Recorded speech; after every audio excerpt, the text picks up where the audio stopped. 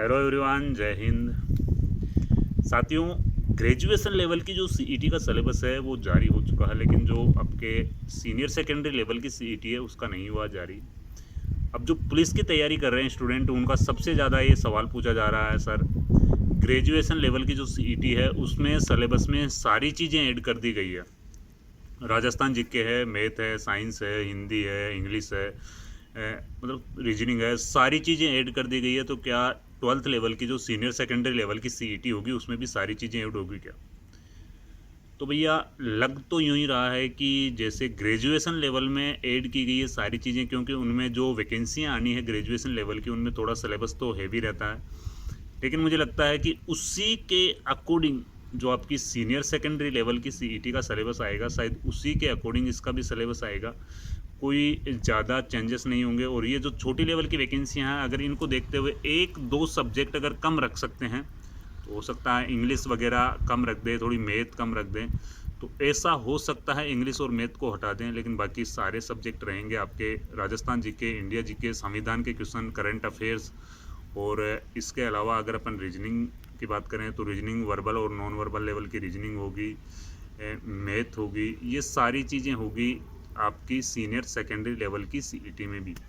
तो अब दिनों दिन क्या होता जा रहा है कि आपका कंपटीशन है वो काफ़ी हेवी होता जा रहा है, टफ होता जा रहा है कंपटीशन। पहले सीईटी क्लियर करो, फिर उसके बाद में 15 गुना स्टूडेंट में आपको आना है, और फिर फाइनल मेरिट में। तो अगर आप प्रॉपर लेवल से एक सिस्टमेटिकली तरीके से तैयारी नहीं करोगे तो वो पहले वाला टाइम, पहले वाला दौर निकल गया। अब आप कांस्टेबल की वैकेंसी की, अगर आप इस वैकेंसी की भी तैयारी कर रहे थे तो आपको वो सिलेबस बहुत छोटा लग रहा होगा, क्योंकि उस सिलेबस में कुछ था ही नहीं। अब आपको कितनी सारी चीज़ें पढ़नी होगी। देखो, अब सिलेबस देखो, सीईटी ग्रेजुएशन लेवल का आप सिलेबस देखो, तो ये सारी चीज़ें दिनों दिन जैसे जैसे टाइम निकलता जा रहा है वैसे वैसे कंपटीशन काफ़ी हेवी होता जा रहा है, और सारे सब्जेक्ट में ऑलराउंडर बनना पड़ेगा आपको। पहले तो आपको क्या पढ़ना था, राजस्थान जी के पढ़ना था, थोड़ी सी करंट अफेयर्स पढ़नी थी, थोड़े से कंप्यूटर के क्वेश्चन पढ़ने थे, और रीजनिंग पढ़नी थी, हो गया काम। बस ये है, ये टाइम टाइम का फ़र्क है। अब आपको सीईटी, अब हमारे लेवल पे हमने भी थोड़ी कम ही करी थी पढ़ाई, लेकिन ये है कि अब टाइमिंग चेंज है, तो अब काफ़ी, देखो आपको सीईटी का सिलेबस भी काफ़ी ज़्यादा है।